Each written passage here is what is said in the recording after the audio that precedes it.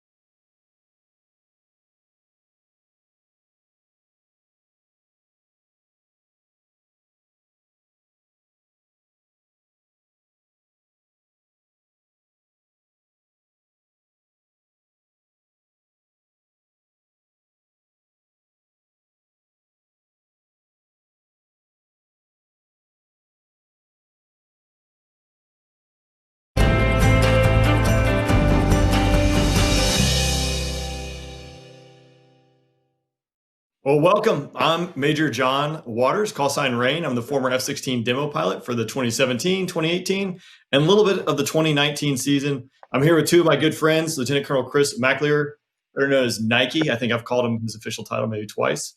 And then Mr. Andrew McKenna, Heritage Pilot.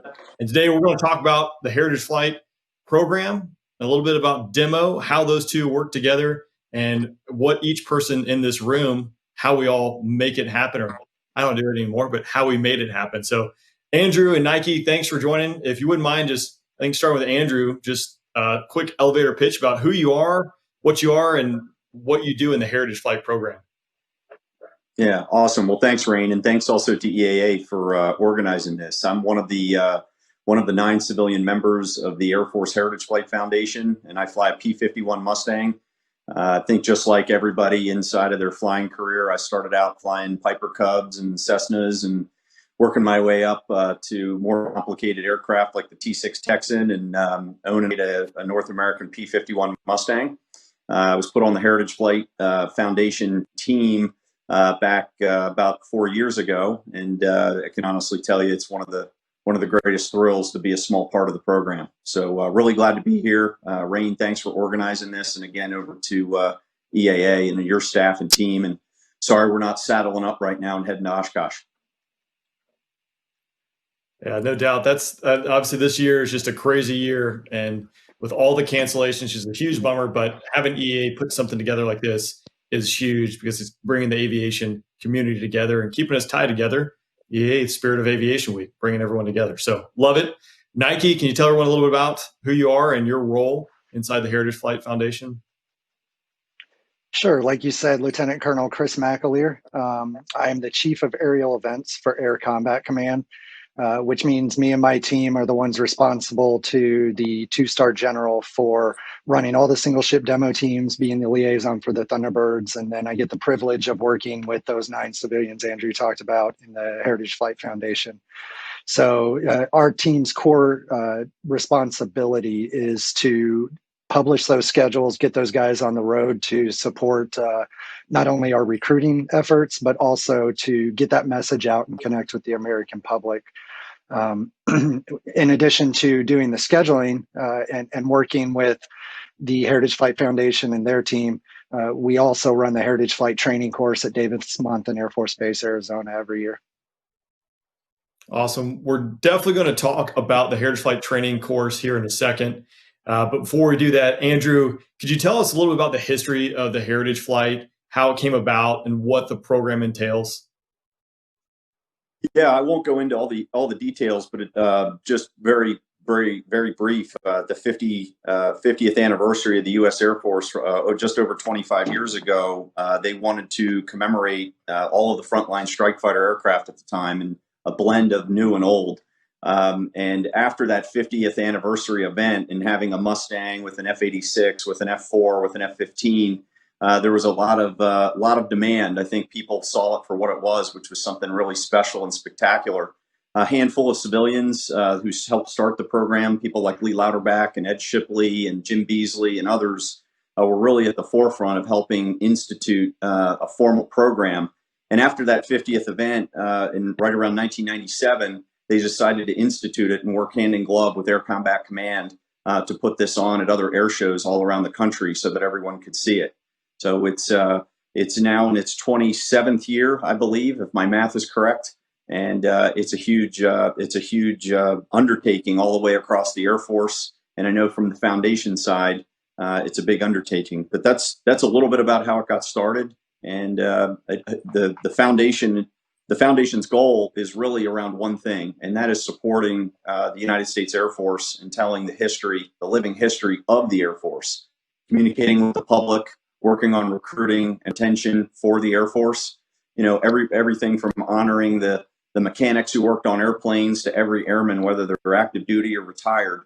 That is, and inspiring, of course, the next generation. I mean, that is what we're here to do on the civilian side. Anything that we can do to support the active demo teams for ACC, that is our goal as a foundation.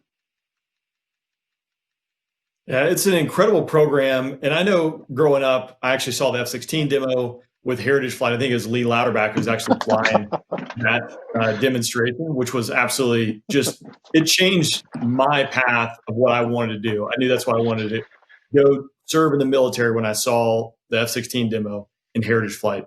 And for me, people always ask, like, hey, what's your favorite part of the demo? And it really was the Heritage Flight. And I remember my first flight on the wing of a Mustang. It was on Dan Freakin's wing. And the crazy part about it, the F-16 is loud, as everyone's aware of.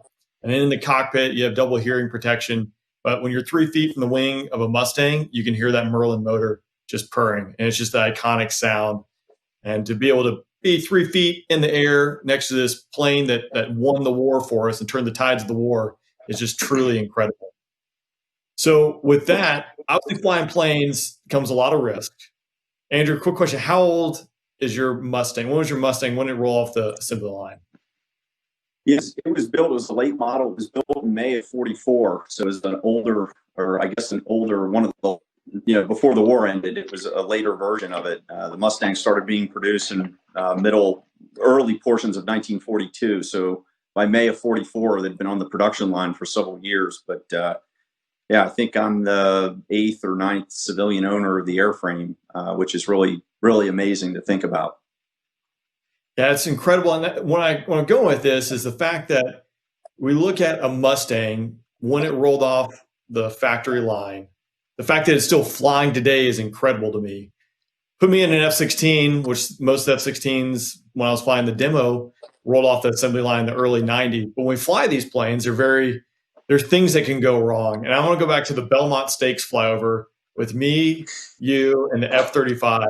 Which to me is like one of those things that's like ingrained in my memory. But we have these 3 planes with a lot of technology, and we are running into downtown New York City, which is some of the busiest airspace in the country, and we can't talk to anyone. And it was incredible to see us, not only hit the target, right, but get these planes safely from point A to point B and back to where we needed to go. And none of us could talk to anyone. But that goes to the aspect of training. So training together is key to be able to handle these situations that come about. So we have the Heritage Flight Training Conference out in Davis-Monthan every year. And Nike, if you could just tell a little bit about like how that program is structured, and then I'd like to dig that apart with what a day in a day life looks like with Andrew. Absolutely. So the Heritage Flight training course was regulated after what Andrew was talking about, where they started doing this 27 years ago. They decided that despite the fact that we have very professional pilots who can do things safely without having the training necessary to go into the performance differences between your P-51, which is actually fairly high performance, or a P-40, which isn't quite as robust as a P-51, and then fly it next to an F-22, an F-35, an F-16. There's a lot of differences and a lot of ways that things can go wrong. The flying into New York, not talking to anybody was probably scary, but there are much scarier things that could happen. So they formalized the training back in 2001. They started out at Randolph Air Force Base in Texas. And then just based on climatology, it very quickly thereafter moved to Davis-Monthan. And so the course has morphed over the last 19 years. The most recent change was we added a full day of academics. So the academics being the foundation, every year we have at least 2 new active duty pilots. The foundation brings on new pilots as needed. So for the foundation guys, a lot of it's knocking the rust off. For the second year demo guys, it's knocking the rust off. But you've got people who have never flown in formation. And when you bring on new planes like the F-35, there's lessons learned. I know we talked about the auto throttles and how they thought if they just set 200 knots that'd be perfect. But an F-35 can adjust its speed a lot quicker than a P-40 or a P-51.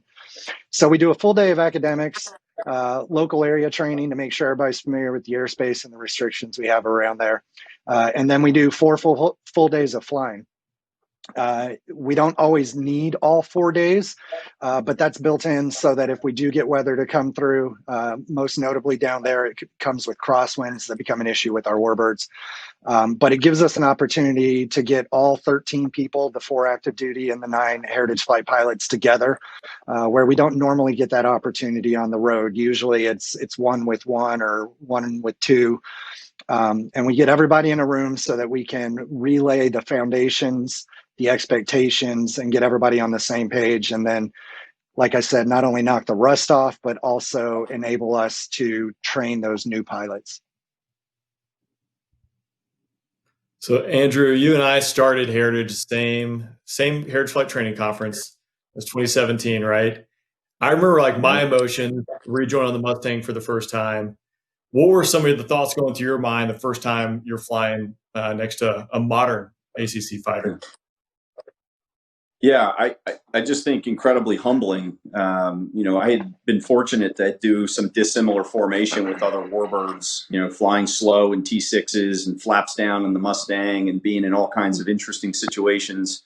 But to see an F-16 kind of peel up on, come right up next to you, and the confidence and trust that the active duty Air Force folks put as you're leading a formation is incredibly humbling. I mean, every couple of weeks, every week, all through COVID, for example, Jim Beasley and I have been going down to Langley and supporting the demo team down there for the F-22 and practicing and training. And I'd be lying to you if I told you from that first day all the way to now that the hair on the back of your neck still goes up, the chills still come down your arm.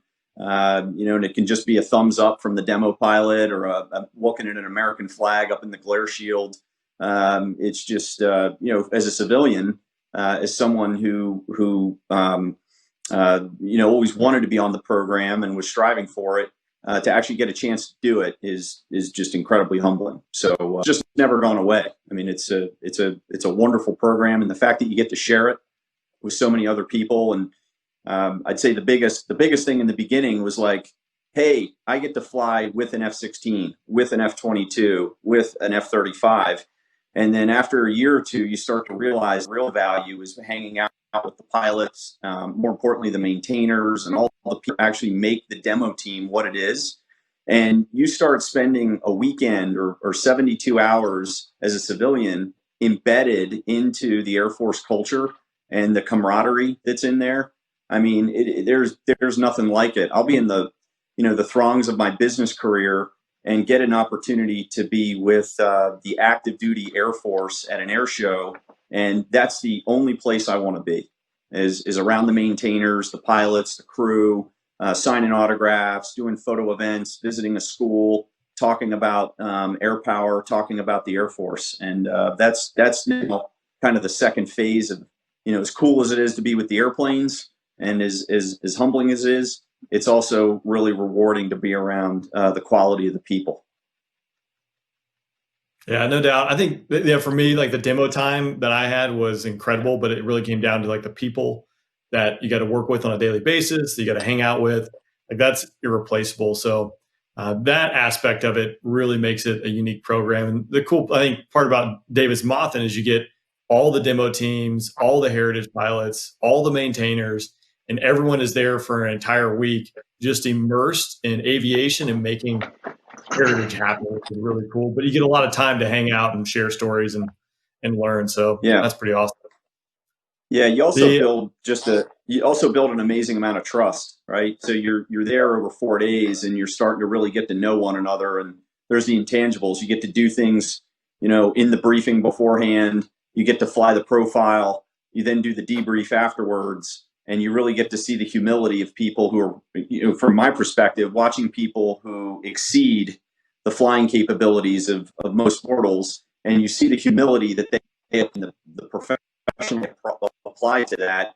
Of course, having a drink or two afterwards or socializing and doing those things are part of it as well. And that makes it just incredibly unique, where you have this blend of active duty and civilians striving and pushing one another to follow adherence to safety and at the same time follow the mission of the Air Force.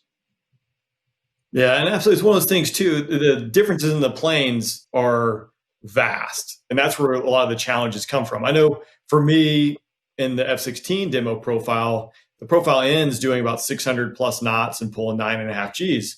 And then you're going right to this priceless warbird with no ejection seat, 3 feet from its wing. So you're all amped up. So it definitely took me a while to figure out a way to pace that and manage that aspect of it. So I think for me, that was the toughest part of Heritage initially. It then grew into, and really Oshkosh is a prime example. When we flew there, and the typical day was a 3-ship where I was leading it.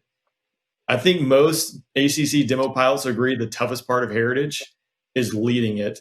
Flying on the wing is definitely a lot easier once you get your nerves calmed down. But for you, Andrew, what was the challenge? What's the toughest part of being in a warbird flying next to one of these modern fighters? Yeah, I would say absolutely. The word I would use when an ACC craft is leading is empathy. There has to be a lot of empathy by the ACC pilot in being considerate of the limitations of the profile of the warbird aircraft.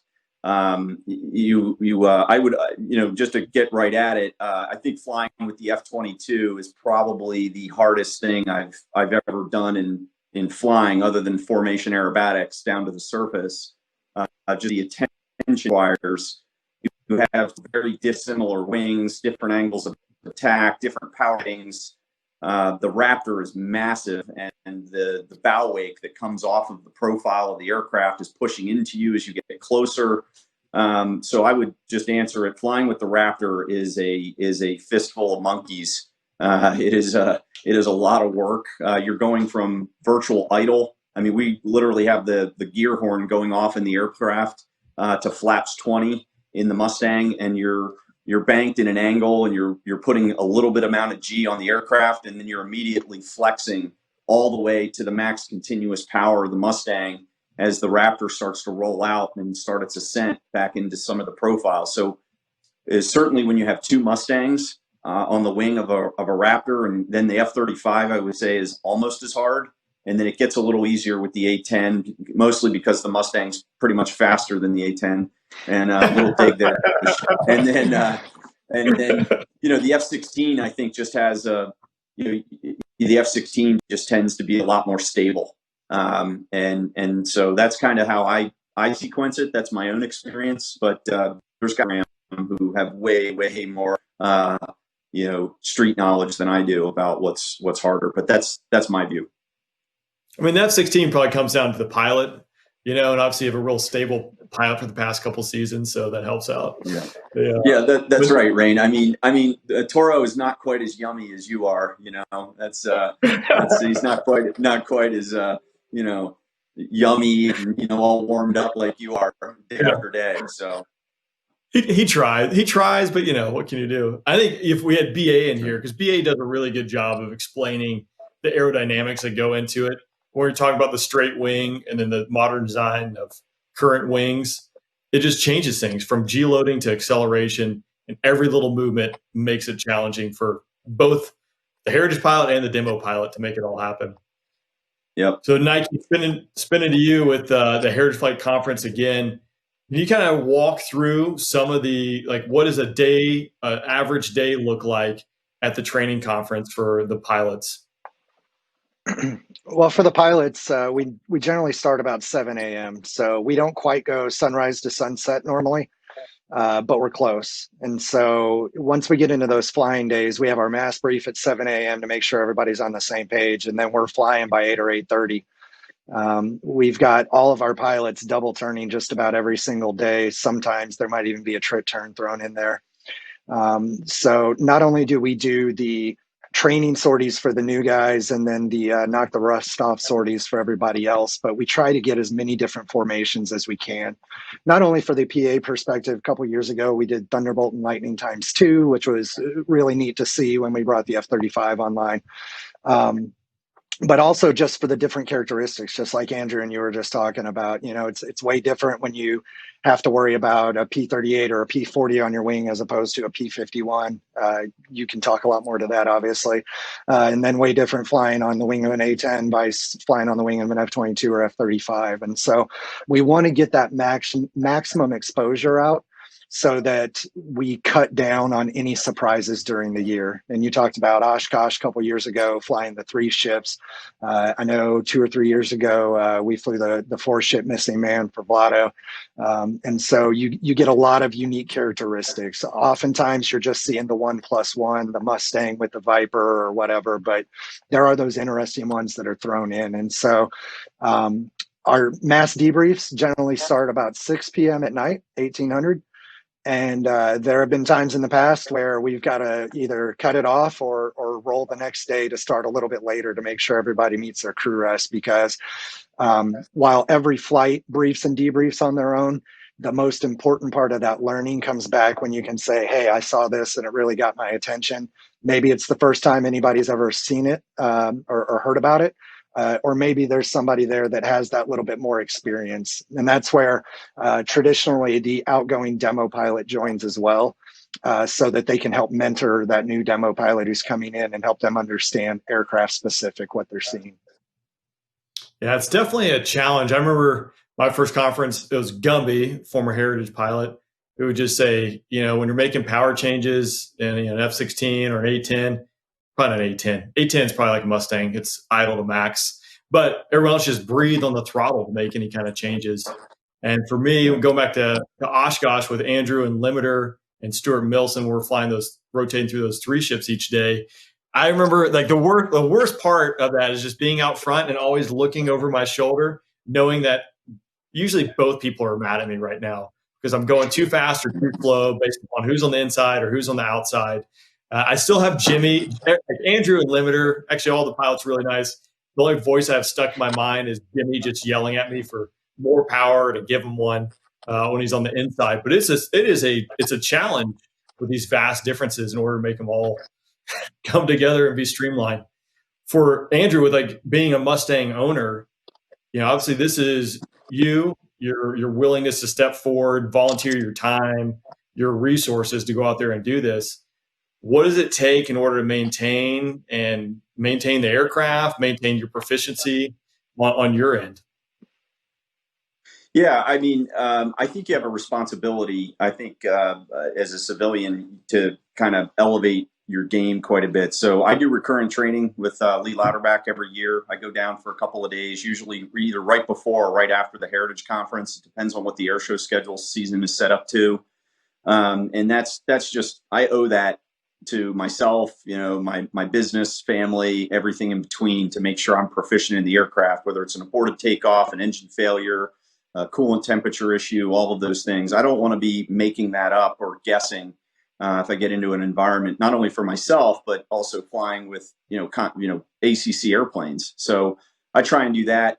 The other thing is obviously, getting out to the conference and really taking away all the distractions. I think that's a big component of what we do is, people will think, well, hey, I want you to go do this or do that. And it's really honing in on the conference to really sharpen the pencil. And then I think when you get into the airshow environment, it's as you guys know really well, it's an evolving process. And if you're not current with all of that, it can either be overwhelming from some standpoint, or you feel like you're behind the power curve. So I think having that training conference, we don't do anything new or original when we're out on the road, and we're pretty rigid about what we follow. We have a very good time, but that's usually after we're done the debrief at the end. As far as maintenance is concerned, the Mustang is generally pretty reliable most of the time. If you treat it right, it talks just like any airplane does. If you take care of it and you're preventive with maintenance, whether it's brakes or engine maintenance and oil changes and doing those things, it's generally pretty good. So we just try and stay on top of that. Really, I think like most Mustang owners, you put your aircraft down, around Thanksgiving, Christmas time, and you really pick at the things to make sure it's ready for the season when it comes up. Get that preventive maintenance out of the way, get the annual done, think about what parts you want to put in store, so that when you hit the season, if something breaks, you're not down very long. As you guys know, I lost a motor out at Davis Monthan a couple years ago. That wasn't a whole lot of fun. That was an expensive weekend, but the real way you make a Mustang fly is you just, throw your checkbook at it. So that's kind of the mainstay, but it's been great. I mean, not an original statement, but Lee Lauterbach always says, you hold the keys for as long as you can, do the best job you can while you're holding the keys to the Mustang, and then transition it over to someone else when you're kind of done with it, or you're out of the game. So I think if you're going to do it right, or don't do it at all. And I know a lot of the other owners and the operators, whether it's the Kavanaugh Foundation and what they do. I mean, they operate their aircraft at a high level. I know Jim Beasley and Steve Hinton and certainly Dan and his team are just incredible. I don't think anybody on that group does anything other than the highest level maintenance that you can. And I think we owe that to the level that we're flying at with the Air Force. Yeah, no doubt. And I think that lends itself to the training aspect, which we kind of talked to a little bit, but right as I was wrapping up my season or rolling into the season last year, one thing I can say is I know anytime you're transiting back and forth on the East Coast and could drop into Shaw, we would put together a practice, and that training and getting those reps is so important. So in today's current time with COVID-19 and how it shut everything down, I know you mentioned you go to Langley to train. What does that look like? How difficult is that to make happen? And how frequently are you doing that training just to stay proficient? Yeah, we're actually going down every week. Not in the last 2 weeks, or excuse me, not in the last 3 weeks, but all the way through COVID, every week, Jim Beasley or I went down to Langley every month, or 2 o'clock in the afternoon. Of course, whether we were continuing to get the reps in.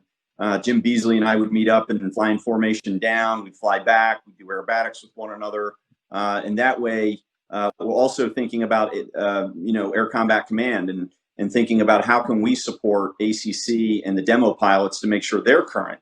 The last thing we need is a demo pilot rolling into an air show environment when they turn the lights back on here, hopefully in late July and August, and then feeling like, wow, I haven't flown with a Mustang since the Heritage Conference. That's not okay. So I think what's been really amazing to see is how accommodative our partners at ACC have been, and working with the civilians and saying, hey, are you guys able to support this? Are you able to support whether it's a COVID flyover or a training sortie, to make sure that Bayo and Shiv and Toro and the group are all feel like they're proficient. So that's our job as the civilians, to make sure we're as prepared as we can be when we go into the season, and to make sure they're prepared as well. And Nike, from your perspective, is it challenging as far as getting through all the bureaucratic hurdles to enable this training to go on, having warbirds land at Air Force bases, putting together flyovers and things like that, or has it been pretty streamlined and understanding? It's definitely challenging. There's a lot that goes into it, and I have a great team. I've got 8 guys who work for me and really keep me on pace. And depending on the level of the event, really depends on how much effort goes into it. But it's rewarding, and it's the right thing to do. Just like Andrew was talking about, we have to keep the proficiency up. You can't just ask somebody to learn something once and then walk away from it for 6 months and then just be ready when the lights go on, as Andrew said. So as far as the training stuff leading up to it, the idea was brought to us, I think, by Andrew and Jimmy. There's permits that have to be done for civilians to land on base or to operate within the airspace. And if they're actually going to land here, then you got to get avgas, which, most Air Force bases don't just have readily available. So here at Langley, we have the benefit of having Newport News Patrick Henry right next door. So that solves some of those issues. But there's definitely things that go into it, but having the professionals that are willing to do it and willing to spend their time and money to make sure that we're doing the right thing just makes it so much easier. You asked about events as far as we're doing, and Andrew mentioned the COVID flyover that they joined Cabo in doing here in the Hampton Roads area. So not only did they get training out of it, but we were also able to salute some of those first responders here in Hampton Roads. And something of that nature doesn't take a whole lot of coordination ahead of time in non-busy airspace. When you start talking about something like we did the Super Bowl flyover for Super Bowl 52, that gets a little more in depth as far as FAA entities that aren't used to dealing with us. It's not an air show environment where you have the air show team who puts together all that work. And so once you start getting in those larger level events, it definitely puts a lot more burden on my office. But like I said, I have a great team, and thankfully the director of operations for Air Combat Command and the commander of Air Combat Command trust me to run their programs. And I'm very fortunate and thankful, and I've just gotten to do some amazing things with it. Yeah, absolutely. It's good to have good bosses who understand the mission and the intent to get there without putting up a bunch of hurdles in the way. And I would say, like Andrew, when it comes to like the training, I go back to last year, we had a non-standard handoff for the F-16 demo and had to train Toro kind of the end game. But having the Heritage Foundation support the ACC mission is amazing, right? Just for air shows alone. But that handoff, we missed the Heritage Flight Training Conference with the new demo with Toro last year. So we had to create a Heritage Flight training conference there at Langley specifically to get him spun up to take over and fly. And having people like Andrew and Jimmy are willing to come down and do that training is phenomenal. And it's a huge effort because not only does your office have to put all that stuff together and get all the legalese signed off to have that and shut down the airspace, et cetera, but it also takes a whole team to handle from lodging, rental cars, and the whole piece. So I think for me, the Heritage Foundation it's a phenomenal group of human beings who love the Air Force mission and want to go out there and spread the word and spread the mission as far as you can. So with that, Andrew, how do you become a Heritage pilot? I'm not going to answer that. No, I think here's what I would say. I think here's what I said a lot. First of all, I don't. I think I deserve in some ways to be on the program. I'm very fortunate to be on the program. It's a very limited group of individuals, but here's what I would say: the qualities of a candidate to be on the Heritage program should be. First of all, you've got to be about the Air Force. It's about each one of the civilian pilots is there to support and promote Air Combat Command and the United States Air Force for recruiting and retention. And if it's about you being in the spotlight or being up in bright lights, that's not going to be a good help to you. Number two, obviously having an asset, I think makes a little bit of a difference as well. Number three, you have to have the skills. I think you have to be someone who's got a brand and a reputation out there of being, solid and consistent and flyer. And I just go back to it. You got to be there for really the right reasons. The foundation, I think, has done a really amazing job, and I'll give some examples. But when the media is kind of walking around and wants to talk, it's about the Air Force. It's about the pilots and the maintainers and the aircraft themselves and the mission profile. And it's about the Mustang and the history of the Mustang and who flew it and why they flew it. It's not about, Jimmy or Andrew or Dan or any of the other civilian members about who we are and why we get to fly with the airplane. So I think if you have those qualities and you do it over a long enough period of time, you'd be a great candidate for the program. I don't make those decisions, obviously. I think the foundation has a view around that, and I know people put applications in and talk to them, and I just felt very honored that I wasn't replacing anybody. I was kind of added to the program, and that was probably one of the greatest accomplishments for me. I'm, again, just incredibly fortunate to be a very small part of it. What's even more humbling is, guys like Jim Beasley and Dan Freakin and Tommy Williams and Steve Hinton and Gumby and Tuna. I mean, the collective knowledge that they all have. And when Lee Louderback started it with Frank Borman, circumnavigated the moon. These are some of the most iconic names in aviation. So you're attaching your name to history and that legacy. And that's, very humbling to be a part of that. So I think those are the qualities. And yeah. Yeah, it was one of those questions that I always got asked on the shows that necessarily didn't have a Heritage Flight tied to it. Because my first season, it was about half the shows were supported. And people would ask that, hey, there's a Mustang there. Why can't you go fly with that Mustang? Why can't that person fly there? And as we've talked about, there's a lot that goes into it, but it's more than just going up there and flying with another plane. It ties into the human element, the team element, and everything we do from the start of Heritage Flight Training Conference all the way to the end of the season and the relationships we build throughout. So it definitely is not just a throw your app in and get plucked from the hat. Before we get wrapping up here, I would like to give you guys an opportunity. If there's anything you think would be pertinent to throw out there to the crowd about Oshkosh, about flying in general, or tips or advice that you might have to a young person who's listening in that wants to pursue a career in aviation.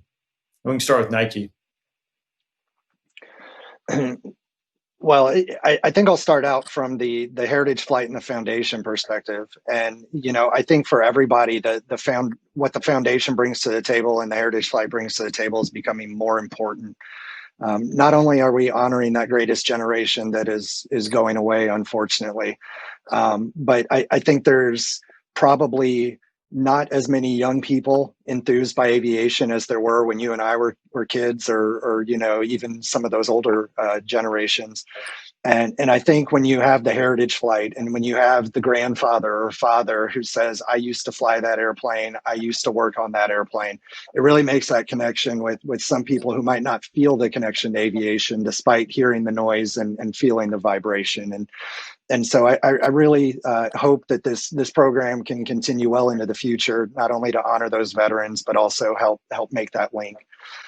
When it comes to specifically getting into flying, I was fortunate. My dad was a career Air Force aviator, and so I grew up around it. I got to see it. When I was 7 years old, I wrote a letter to the Air Force Academy and told them I wanted to go there and fly F-15s.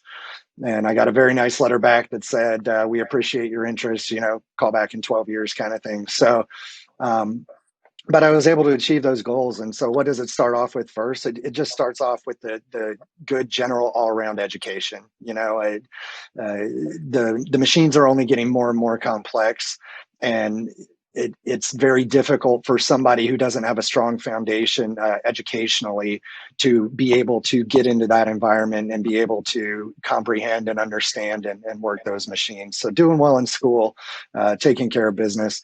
Obviously, there's the military route, which you and I went, which there's the three main ways to get in to be a pilot. There's OTS, Officer Training School, Reserve Officer Training with ROTC there through colleges, and then the Air Force Academy. And then there's a civilian way where if you have the capability, if you live near an airport and can trade work for flight lessons, or if you have the capability to get those lessons. But I really think the strongest driver behind any of it is the desire. Because if you put your mind to something, if you say when you're 7 years old, like I did, or however old sorry, you were when you saw the Viper demo, if you say I'm going to make that happen, then it enables you to put yourself in that position and surround yourself with the people who can help make that happen. Yeah. No, I love it. And I love those energy saving light switches that helps buy more JP8. So that's awesome. There you go. Andrew, before we wrap up here, any parting shots, any advice you'd have to a young Andrew McKenna? Yeah, I would just pile on to what Nike said. I think there's a lot of opportunity out there. There's a lot of new flying clubs that are getting started through AOPA. And I know AOPA is just doing their foundation. The I Can Fly Foundation is just doing a lot of neat things. There's a lot of resources there to tell you where your local airport is and a flying club. And like Nike said, it all starts with a passion and a desire, to want to do it. Everyone's got their own personal story of how they got started in aviation or who helped them light the spark. We have people in our world right now who are actually doing flight training kind of in the early part of their career right now and stepping up and accomplishing maybe a life goal, just like, kind of like we all did, here on this call. But you're never too young, you're never too old to want to take your passion and convert it into an activity that's lifelong. The relationships that you build along the way and the camaraderie is really probably one of the best parts of it. So I would just encourage you to go to AOPA, look at the Air Force, look at a lot of programs that are very community based, and then reach out and just do it one step at a time. We all have a different background. I mean, I didn't, my family didn't have the money to be able to afford flying lessons, and I had to kind of work, and I barely soloed, and then wasn't able to fly until I was into my 30s. So from the time I was 16 till I was 30, I thought about flying every day, and it just never burned out. And I was fortunate enough to be able to have the resources when I turned 30 to be like, hey, I'm actually going to go get my pilot's license. I'm going to do something about it. So I think just kind of taking the first step, might be listening to a webinar or going to a local flying club or finding somebody who's willing to take you for a ride and, just kind of get the wheels turning. It's obviously pretty awkward with COVID here. It's a little harder to do some of those things, but certainly don't give up, don't quit. Yeah, absolutely. I mean, the persistence, and I would say, having a passion and going after it, and like anything that's worth pursuing, it's not going to be something that happens in a week. It's going to be a lifetime that you're going to have to get after it. So, Nike and Andrew, I really appreciate you guys taking the time to hop on here. Thank EAA for putting together Spirit of Aviation Week. Steph Strickland for kind of herding all the cats and getting us all together, which is no easy feat. I know you guys are really busy with your schedule, so Thanks to Steph and again, EAA for making this all happen. If you're looking for more content, there's a lot more rolling this way. Continue to follow EAA Spirit of Aviation Week, and there'll be lots of good content.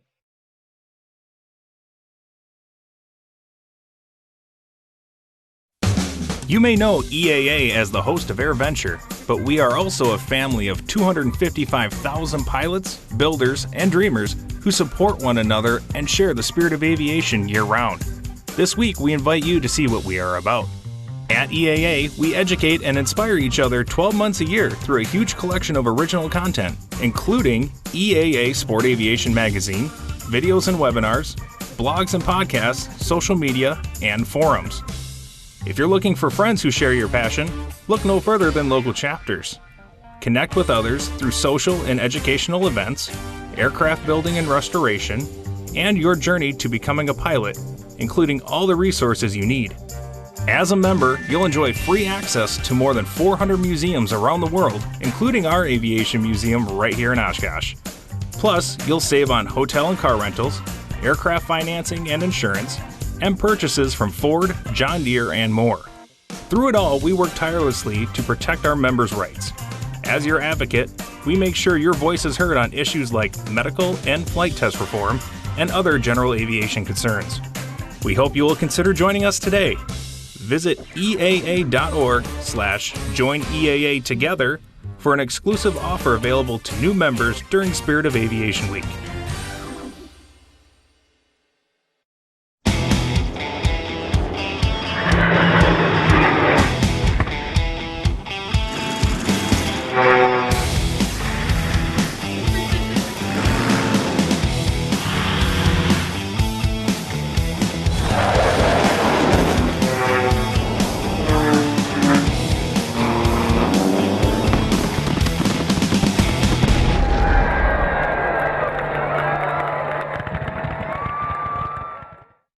Be inspired by the personal stories of the lives touched by EAA's B-17 aluminum overcast.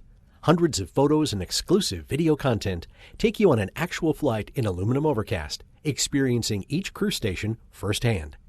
Use code SOAWDEALS to receive free shipping now through July 25th. Order yours today at EAA.org/final mission.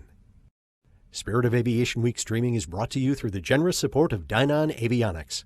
Learn more about avionics for your aircraft at dynon.aero.